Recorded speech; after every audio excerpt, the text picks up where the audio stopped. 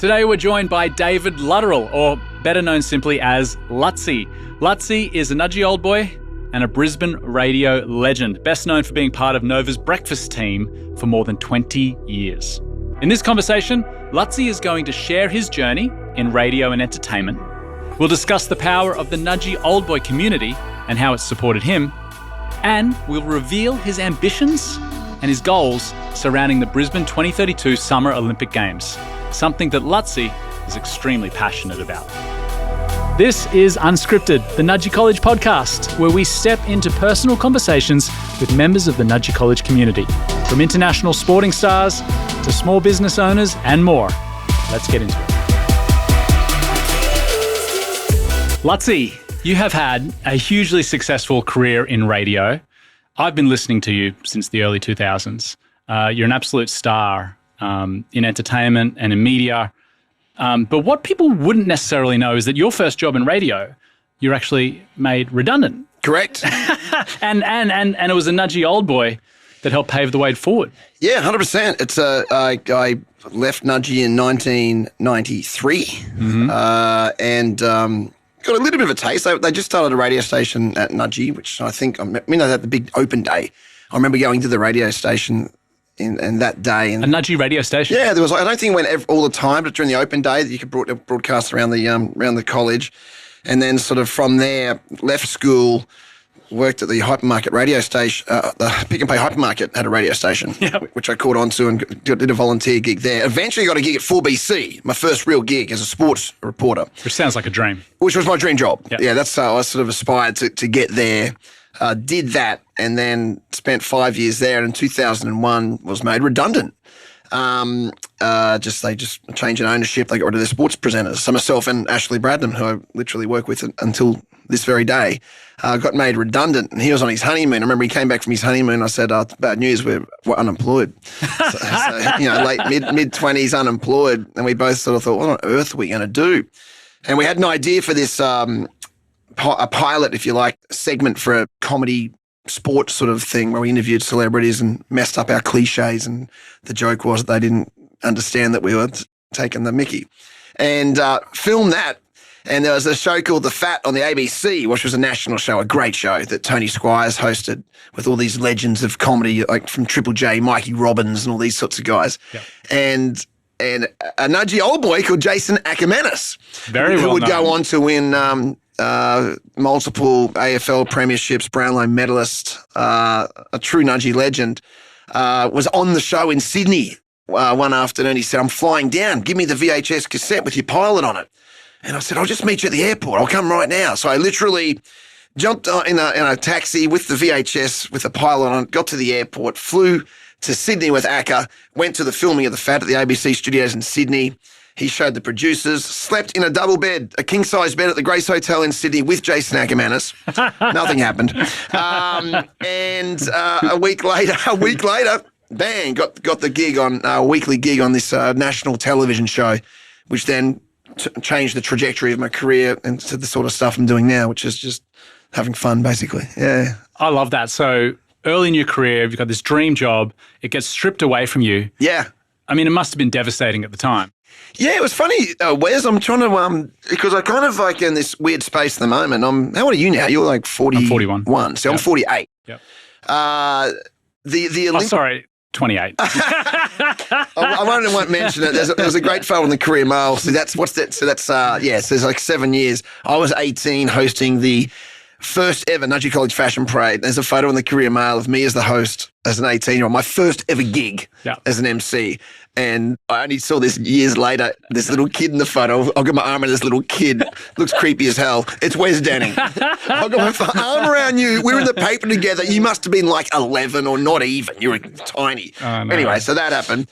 But out of sheer necessity, I had to find something else to do and pursued it. And the whole way, having said that, I don't think it was that hard, because at that age, I was still living at home with my parents, literally across the road from Nudgee on Floramy Street. I didn't really feel the stress, because from an early age, I just pursued passions. And just in the last 3 or 4 years, when Brisbane got awarded the 2032 Olympics, I've completely put myself back into that space where I'm getting goosebumps thinking about the possibilities and the opportunities for me without having to worry about what I'm going to do or what job it's going to end up being. Of just purely following passions and knowing that it's going to manifest into something really positive for me. And that's what I was like when I was 18, 19, 20, 21 years of age as well. Mate, that drive you have is amazing. I've always been inspired by you. And I often tell people, and likewise, by the way, Wes, like you've had an incredible career and I've been inspired by you multiple times. Like what you've done has been incredible, mate. So congratulations on that as well. Thank you. I always say you have this ability to blend humour and authenticity in a really unique way. And I remember from listening to you in your early days on Nova when I started listening to you, even till today, like you always find a way to make people laugh. You never take yourself too seriously, but also you have a real warmth and connection with people. And you must have to do that because I think your job in media is probably one of the hardest ones that there is because you're face to face with the public every single day. Yeah. So how do you keep your drive and motivation up to step up day after day after day? Yeah, I mean, I genuinely enjoy it. That's the first thing. Like I try just to do things I think that I'm really, really good at or I really, really enjoy. And that's the two things. I don't tend to stray too far out of those two categories, enjoyment and what I'm talented or passionate about. I find if I just do that, like radio for me has become the easiest thing in the world, just because, I've had some really great people that I do it with that support me. And secondly, you mentioned about the public sort of thing, probably the most important thing or the most satisfying thing in my career has been just meeting people and the opportunity to just meet some extraordinary people. Yep. And Nudgee has played a huge part of that. Yep. Like Nudgee has played more of a part of that than anything I think I've ever done in my life. I think I said to you the other day when we were just having a chat, like, and I've only spoken, I think, on parade or whatever they call it these days at Nudgee, the assembly, on one occasion when I did a trip to Kokoda, and the one message I sort of said, and the kids kind of look at you because they're kids, but I sort of said, the full impact of Nudgee probably didn't hit me until the days and weeks and years after I left Nudgee. And there hasn't been a week in my life when it hasn't impacted me positively. And it, again, continues to this very day, this very week, where Nudgee, the network of people and also the skill set and the values that it taught me, just continues to change my life, and that's a pretty powerful thing. Yeah, no, I'm not sure I answered your question there, by the way. No, you didn't. Yeah. No, but I feel the same. Like I honestly meet people every week that have a connection to Nudgee, and similar to you, like a lot of my best friends today are still friends that I boarded with in boarding school or that I went to Nudgee with. So that carries on, I think, all through life, and it can't be understated. I think how important that network is. But one thing you said there at the top is you said you do things that you find enjoyment from and working with talented people. And I say the same thing. And I think when you're starting your career, a lot of people are like, oh no, I need to get the title and I need to make money. But I think as you develop in a career that you enjoy, it really is about working with good people and enjoying what you do. I think also, and I reckon you'd feel the same way about this, that for me, life has had a funny way, and if pursuing those things that you enjoy, that you're talented and you're passionate about, just pursuing them, the opportunities come in the places you least expect them. 100%. Yep. And it's, I guess I've had a fair bit of good luck that my career, the trajectories of everything that I do seem to be heading in one direction. Yep. Somehow a skill set from media, and also a love of sport and events, which is like my career's driven in those areas as well, where, again, based out of grade 10, Ryan Hall at Nudgee College, Peter Kropp inviting us over the speakers to come watch the World Athletics Championships in Ryan Hall in 1991, and just sitting there and going, geez, that somewhere within my brain, the sporting element of it, the event element, the crowd, the atmosphere, the theatre of that struck a chord with me. And literally next year in Osaka, I'll go to my 6th World Athletics Championships as either a broadcaster or an on-field MC or just as a spectator. And it's a passion that has driven me to Olympic Games and things like that. So I've had that happening. There's the media happening. There's all these different moving parts. And then we get awarded the Olympics 3 years ago, and I genuinely sat there in Tokyo as it was announced at the Olympics, thinking everything I've done in this point is for this. Yeah, and, totally. And back to the point of like having a quote unquote job. My favorite thing at the moment is when people say, but what are you going to do at the Olympics? And my favorite answer is I have absolutely no idea yet. And it probably won't for many, many years, probably 4 or 5 years. And maybe I'll get a job out of it. Maybe I won't even, but I'm just going to completely immerse myself in that. That's my example of that evolution of what I'm doing and what makes me happy. Yep. And I think everyone has their version of that. Yeah. It might not be career, whatever it is. It might be like family orientated or something personal. But for me, it's that just having faith in pursuing passion.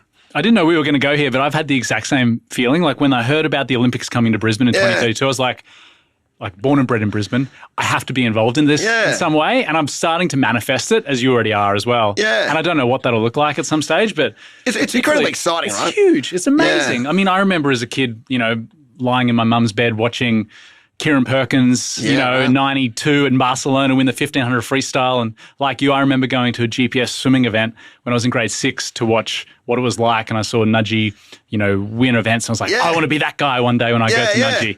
And I'm the same. Like I still have that amazing passion and love for sport and and obviously we both have a shared passion for entertainment. Yeah. So, and they're creative. I think you're an incredibly creative person. I think even like for me, sport and at the moment, 7 years out, everyone's talking about infrastructure and stadiums and blah, blah, blah, blah, blah. I think the greatest crime at the moment is that we're forgetting to just encourage kids to get excited about this, because every school kid in the state should be pumped about the fact that the greatest show on earth's coming here, and the ways that can change your life are literally endless. Yeah. Well, second greatest show after a Nudgee Terrace game at home. That's true. Nothing beats Ross Oval on rugby day.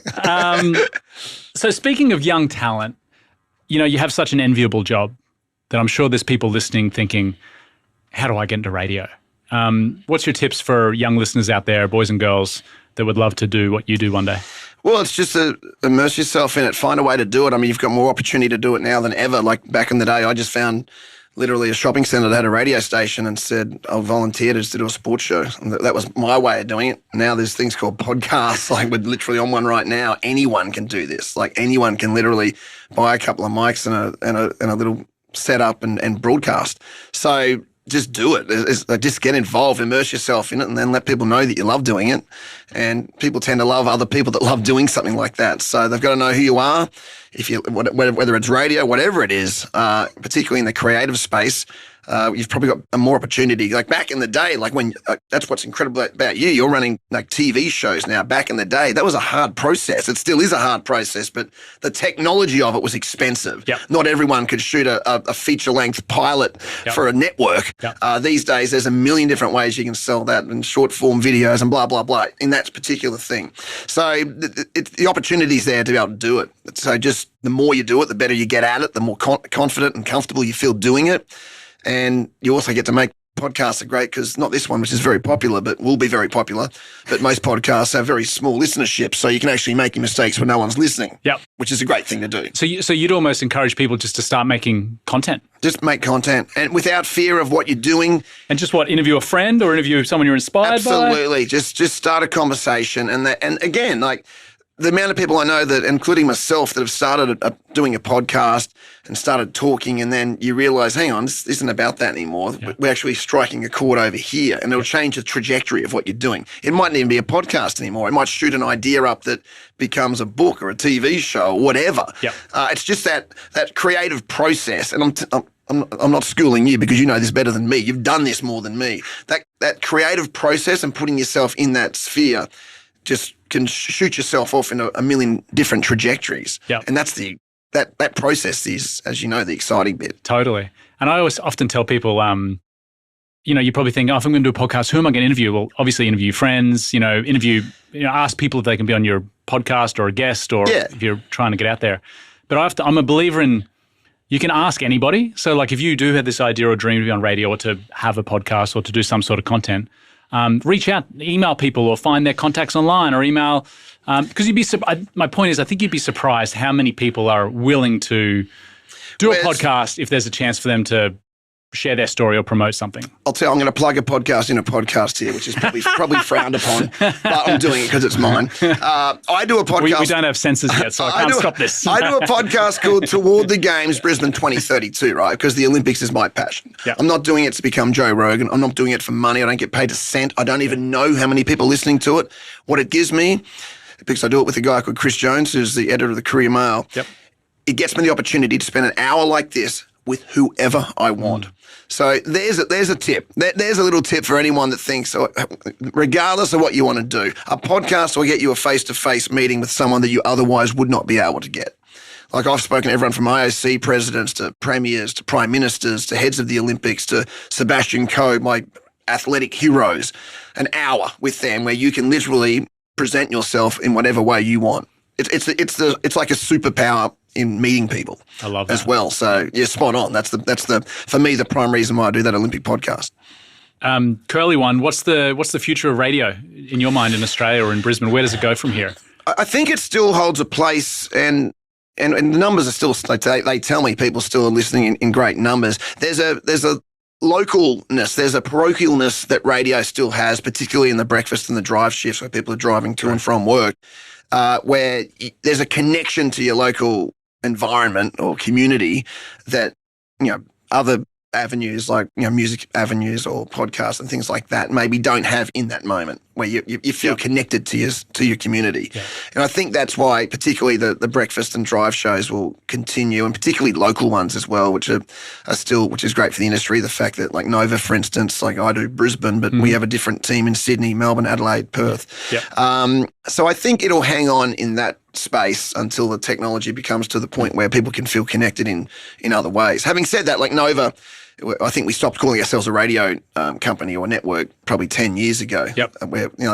We started calling ourselves a digital network. Yep. So like newspapers, we're constantly looking at ways that we can find different avenues to move with the times, because obviously the way we consume our entertainment and news and everything like that is continually evolving, which is a good thing, by the way. Yeah. Maybe shifting gears a little bit. I mean, one of the you're very much in the public profile, and you have been for a long time. What's sort of been some of the challenges that you've faced in your role, and how have you, overcome those? Probably, speaking of how the broad spectrum of things I do, you tend to get pigeonholed in one area. Without naming names, I did on the podcast with a politician who kind of said, maybe one day you'll get to, just be funny and commentate at the Olympics or something. And to me, that's the most offensive thing anyone could say, because I feel like, I want to, no, that's not me. I'm evolving into this, that. I want to change the way we broadcast at the Olympics. I'm not just going to be some talking head when Brisbane comes around. But that's because 99% of my exterior thing is some silly guy on the radio. Yep. So it's for me, it's been that. I get frustrated that you get pigeonholed in areas, and if you let that get to you, it might sort of hamstring your ability to move into other areas. But there's also ways around that. You got to keep, again, evolving and redefining yourself and making sure that people are aware of what messages I'm pushing out there. The podcast, the Olympic podcast, is a great way where I'm sort of reshaping myself now from being just this radio person to someone that is really passionate around events and stadiums, and I travel as much as I can. And just went to SoFi and the new Intuit Dome. It's a great stadium, which is just phenomenal. Yeah. And there's so mumuch we can learn around that in the sports and entertainment realm with 2032 coming our way. Yep. So things like that is where probably the majority of my mind is. So it's the biggest issue has been convincing people that you're not a one-trick pony, essentially. Yeah, I know that feeling too. Because I started, hosting and then moved into producing. So people think, oh, no, you're a host, you're not a producer. So it's like, it's definitely... You were a Big Brother dude at one point, right? Yeah. And then you had to evolve from that to what you did next. And interestingly, what you said earlier about your start in radio, like I had to start through Big Brother, which gave me some fame as a young kid, relatively. Yeah. But my first job was unpaid for 2 months, because I wanted to get my foot in the door. At Channel 10. Yeah, and that's right. As soon as they let me in there, I became like the furniture. You couldn't get me out of there. So you totally wild, right? Yeah. So 2 months, sort of, a couple of days a week, and I would be in there every chance I could get. I'd do anything. Yeah, and you came from that, and back then, I genuinely, these days, reality TV's been a genuine vehicle for success, and it's for me like back in those days, I might have been one of those guys going, oh, Big Brother straight into a radio role. Like it's a joke. What a joke.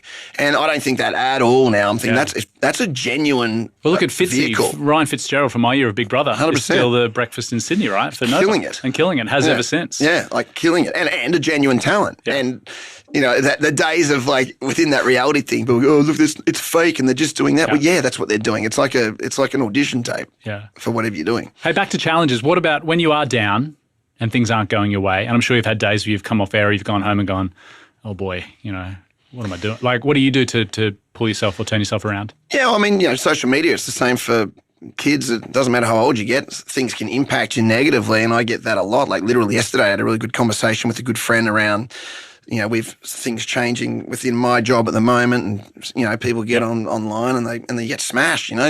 People, I think when you reach a level, some celebrity of local celebrity or whatever that is people kind of think, oh, they're not humans. They're just like, you can say whatever you want and you can just spray people. It still impacts you. And I had a really good conversation yesterday with someone who was affected by it, and just that resetting and resetting that self-belief and that in what you're doing, I think is really important. And being set on what your pathway is and the sort of message, and that's a lot more important than what someone externally can impact you. I mean, it's that reason. I don't know that if there's a definitive answer on how to combat that. But I think as I've gotten older, particularly within that regard, that external noise, just being aware of what I'm trying to achieve and also the people whose opinions are important to me, and the flip side of that, the people whose opinions aren't important to me. So just continual awareness and maybe resetting of that within my mind is something I try and do. And I guess, again, it's one of those things that you get better at with time. But just to have an awareness of that as a starting point, I think where you can go, okay, what's important to me? Yeah. That's not. Yeah. So let's move on and reset. Absolutely. And in some ways it kind of, when you get real good at it, it empowers you to like go, let's rock and roll here. And that's the sort of frame of mind I'm in at the moment, which is good. It's a good message because, I'm sure you've had comments over the years or articles that have just got you in the dumps. Yeah. and but also yours is so public facing, but whether you're a listener that's in grade 8 or in grade 12 and you're on social media or you're in the play, like people know what it feels like to have something online or a social or a post or a comment that makes you feel in the dumps. And I've certainly had it in my career where I can think vividly of being on one production where I was in a hotel during COVID, we were making a show. Yeah. And I remember thinking to myself like, there was this external noise was so negative upon me that I didn't know what to do. And I felt like I'd been broken down. Yeah. So I think and it can impact you. Yeah. But I think being able to siphon out the noise that doesn't matter and sort of put it aside, I think is a real important skill. I think so. That's probably the main thing I take out of that. Just, being aware of what's important. Yep. And again, there's no quick answer or fix to it, but it's just awareness of that and then a determination to push past that is pretty cool as well. I'm going to take my hat off to you because you've been doing it for so long. I'm old. and look, and to be honest, when you started, it would have been that comment in the Courier Mail that might have got you upset. But now everyone has the ability on social media to say whatever they want. There's a chance you'll probably read it. Anyone can throw a bomb in on whenever they want. But I don't know. It still happens. Yep. It still does. And particularly when you reshift into something new, like even around the Olympics. Like when I first started sort of getting quite vocal in relation to stadiums and things like that, you try and just get a read of the room and see where the public sit on it. And early on, it was, people were pretty harsh, saying, stay in your lane. What the hell do you know? Like, shut up. They're saying that to me. And then you have those moments where you think, well, maybe they're right. Maybe I don't know what I'm talking about. Then you go, no, hang on a sec, I do. Yeah, you do. You do. I do. No, that belief's important. Yeah. That you're good at what you do. Yeah, yeah. And it sounds like a bit of a throwaway, but I kind of believe it. Yeah. We spoke about this a little bit just when we offline the other day, but what does success look like to you now and sort of moving forward? I know you've mentioned the Olympics, the Brisbane Olympics in 2032, but, as you continue to evolve in your career, what does success look like, and what drives you at the moment? Where's since probably the last 3 or 4 years, I admit, probably 2020 before we got the Olympics announcement, I was really starting to think, man, is this it? Like, am I just going to, I really didn't have a great vision for where the next 10 years of my life was going to be. And then 2021 and then into 2022, when that Olympics, I know I keep saying Olympics. I love it. It's part of it, but it's actually a bigger picture. It's actually sent my brain into a million different really cool ways. And in a short term, the word happiness, like success for me is happiness. I know that if I'm happy and passion, if I've got happiness and passion in what I do, for me, I know I'm going to be successful, but in whatever terms you want to put that with career, but also I know that I'm going to be just successful with when I want to be in my life as well. I just know it's drawing me to better people. Friendships are stronger, family as well. Like I just know passion and happiness are two things. And also I found that the more passionate and happy I am with what I do, the more your support system gets bigger. People actually admire you and your family get closer to you. So yeah, it's success for me is happiness. Good on you, mate. It's interesting that big goal, even though it seems so far away, the Olympics can give you such almost like a broad guidance or a path that you can head towards over the sort of, what is it, 8 years, 7 years? 7 and a bit years now, yeah. But I remember, you've taken me back, like I finished Nudgee in 2000, which was the year of the Sydney Olympics. Yeah, right. And I remember the excitement in the country then, and we, I think, had like the American team come and use the track and field at one stage. Yeah, that was literally another turning point, that the USA and Australia meet, and Dave Ginther, who was one of the coaches, got me to be the ground announcer at that event. Oh, really? Which Athletics Australia saw that, and oh, wow. That moment right there at Hendry Oval was the reason I was at the Stade de France this year at Paris as the announcer for the Rugby Sevens. Like amazing. That changed my life. I mean, Another Nudgee moment. Bang. And you put yourself in those situations though, time and time again. Yeah. And like they don't always work, but when they do, like it will lead to amazing things. Yeah. But I think what's exciting for anyone listening, and if you're a kid at Nudgee or you're interested in sport, I think the attention of the best athletes in the world coming to our hometown, which is a phenomenal city, is going to be, generation defining, hopefully. And I think you're going to be a big part of it. I really do. And I think if you keep flying the flag like you always do for this city, I think it's a really great thing, mate. I just want to have the most profound positive impact I can possibly put on these games. There's not like, I love when I have a room full of people. Like even if I'm emceeing or I'm a guest speaker or something at an event, there can be 1,000 people in the room. You can genuinely look at that room. I can stand on assembly at Nudgee tomorrow and genuinely say, the greatest show on earth is coming here in 7 years. There's not one person in this room that can't be positively impacted by it, regardless of what your career, what career you're in. Like there's so many different ways it can change. This is a once ever opportunity for this city and for the state. Not once in a lifetime, once in a generation, like once ever, we'll get the Olympic and Paralympic Games here. And I've already seen how it can change lives. I've seen it. It can change every single person listening to this life in some way.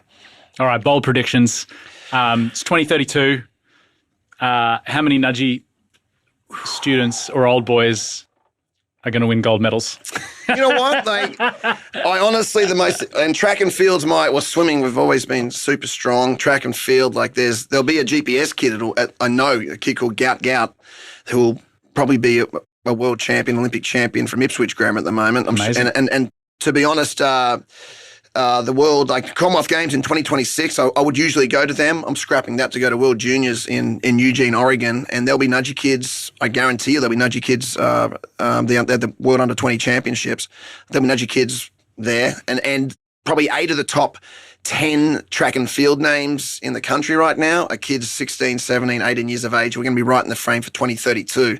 So undoubtedly right now there'll be kids at Nudgee that probably aren't even aware of it yet that are going to be in the frame. And that's the other thing the Olympics brings, is that passion, the ability for kids to have role models, and having the Olympics coming here makes it almost more accessible than it being in Paris or in Los Angeles in 4 years. So the impact that home games can have will be impacting a lot of Nudgee kids over the next 5, 6, 7, 8 years. 100%. Well, Luttsy, it's been a pleasure having you today. You asked me to bring something. Oh, yes. This is an important part of the podcast. It's tied into it. And shorts? Oh, Yeah, the shorts are just okay. if anyone's just listening, Luttsy's not wearing shorts today, but he brought some. I forgot to wear pants. Well, this is my Nudgee College activity shorts, which are my favourite pair of shorts. Can I have a look? Yep. Okay. Are you wearing them? I'm wearing them. Oh, wow. Legit. Okay, and that I got these because I was lucky enough. A good friend of mine, Ben Teo, coached the Nudgee Seconds 3 years ago. He's now the assistant coach of the Brisbane Broncos. He got asked to, I don't even know how he did it or why he was doing it, but he said, "Do you want to come back and help me coach the Seconds?" And that's the first time I'd actually interacted with the Nudgee kids in a long time. I've been out for 30. You were assistant coach at the Seconds. I pretty much ran the water. But but I got to re-interact with this great bunch of kids who I'm now still friends with a bunch of them, and it was so good just to get back to the college because honestly, people would say, "What sort of school is it?" And for many years, I was like, I don't know. It changed my life when I went there. I presume it's still a great school and it's still just such a the best bunch of kids, like 16, 17, 18-year-old kids. I catch up with them now. They're at Brothers, have a beer with a couple of them a couple of years on, which is fantastic. So that's great. But this is kind of cool. Where's the camera? Okay, am I on it? I think that one. Okay, can we see that? This here is what I wore in under 13 GPS 1,500 metres Wes track and field at QE2. And it's interesting because... And I didn't come anywhere. I wasn't that good. I came, I think, 7th or 8th. Was it 15? Oh, that's okay. It's the only time I ever ran Jeeps. Other kids beat me other than that. I know you're a swimming extraordinaire. Yeah. But I ran GPS in under 13. And this was cool because it's got the old, obviously, Signum Fidei crest on it. Yep. Soon after that, the Big N came back. It did. So the Big N was what my dad wore at Nudgee in the 50s. Yep. And then we went to this, and that became the track and field. And then the Big N returned, I think, in like 1995 or... No, actually, no, 93 when I was in grade 12, I ran the Big N in cross country. Oh, wow. But that was... And I came back at that point. So the Big N disappeared. So I would have had the Big N? You would have had the Big N. Really? Okay. Did you do cross country? No. I did cross country, Yeah, you would have won the Big N in cross country. I would have, yeah. And so that was pretty cool. So the Big N returned off the back of... I'm not saying I brought it back, but there's a few guys of my vintage but knew that our dads wore the Big N back in the day. Yeah. And it went from this to the Big N in the early 90s. And I love the Big N. I think the Big N's the coolest thing. The coolest thing. Have you ever washed that, by the way? It looks a little, it was just aged. Or has this got 13-year-old David Luttrell sweat on it? I didn't wash it because to this day, GPS, I won in-house cross country in this as well. Did you? In grade 10, and to this day, those are my greatest sporting achievements. Unfortunately, Nudgee was where my sporting prowess ended, but I have such great memories of There's something sport at Nudgee. There's something about if you haven't experienced it, you should, is the GPS track and field day. I remember when they come to that end of the day, and it used to be, I don't know if it still is, the 4x1 relay for the seniors is just the most electrifying thing. And I hope they're still called the Blue Angels, because I know literally still, in swimming it was Blue Angels as well, right? The swimming, 4x... It was the 6x50 relay, it was the Blue Angels. And without a word of a lie, it happens a lot I've got some great Nudgee friends that are now involved in the Brisbane Racing Club. We get to the races just to have fun and own some horses together. Yeah. And to this day, I still know athletes, in inverted commas, that are now old fat men that I still will start. They cross a bar, the Blue Angels chant, and you can see their shoulders lift, and they just get back into that moment again where they're an athlete on Hendry Oval or Ross Oval or at Chandler or at the McHenry Pool, and that's pretty cool, and that never leaves you. That's the cool thing about Nudgee. It grows on you. Well, I don't think Nudgee's ever going to leave you because it's been there at the start of your schooling, through the start of your career. Wesley, it's been my entire life. My mum was president of the Past Mothers for over 20 years, but I was a Nudgee boy long before I was at Nudgee. I used to sit on my letterbox on Floramy Street and watch the kicker for the first 15 when I was like 9 years of age. He lived down the street, and I just watched Cliff Wurz walk past every day on the way home from first 15 training. I was like, Mum, when can I put on the blue and white? When? Am I old enough? Yeah, let's go. Yeah. Yeah, it's, I love the joint. I love it. Well, mate, thank you for joining us. I'm sure a lot of the kids, families, parents listening have got a lot out of this.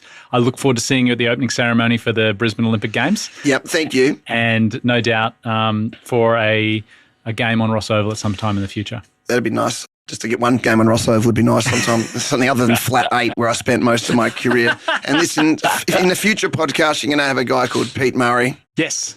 couldn't sing.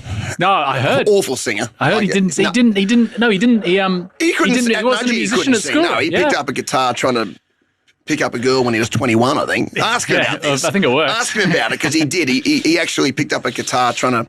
He'll tell you. That's going to be a good. That's going to be a good episode. I'm also looking forward to Maggie Wills. Maggie Wills, what an absolute gem. One of my favourite teachers at Nudgee, Miss Wills. She was brilliant. And when I was there too, I think 30 years at the school. Yeah, which is amazing because she turns 38 Actually, no, next Pete week. Murray was part of the, what was it called? It was he was part of the, sorry, what did you say? No, I just said Miss Wills is only 38. So she couldn't possibly have worked there for 30 years, Wes. I'm going to tell you said that. I've got it here. How's this? Pete Murray was part of the Drought Breakers in 1986. What, band? No. They're the first 15 had not won a premiership. Yes. Yeah. Yeah, they won in 86 and 87. That was a great team. Great team. Bob Conway, Tony Cavey. Yes, we're going to get into that. Oh, my God. So that was a great team. I still know some of those guys. Bobby Conway. Oh, you do? Yeah. He was a javelin GPS champion, went on to play for the Broncos. Oh. But he was in that team with Pete. And that was a great team. That was one of the legendary. Probably at 86, 87. I wasn't even at Nudgee yet, and I can name half the team. Crazy stuff. I'm getting goosebumps here, Wes. I know. This is good. I know. Well, thanks, Luttsy. I appreciate you coming on board, and thank you for flying the flag. Wes, thank you. And I can't think of anyone better than to do this podcast series, mate. You're an absolute legend, a Nudgee legend, and I can't wait to hear Pete Murray and Miss Wills. and others. That sounds like a soap that we're developing. Wow. Miss Wills won't mind. Thanks, mate.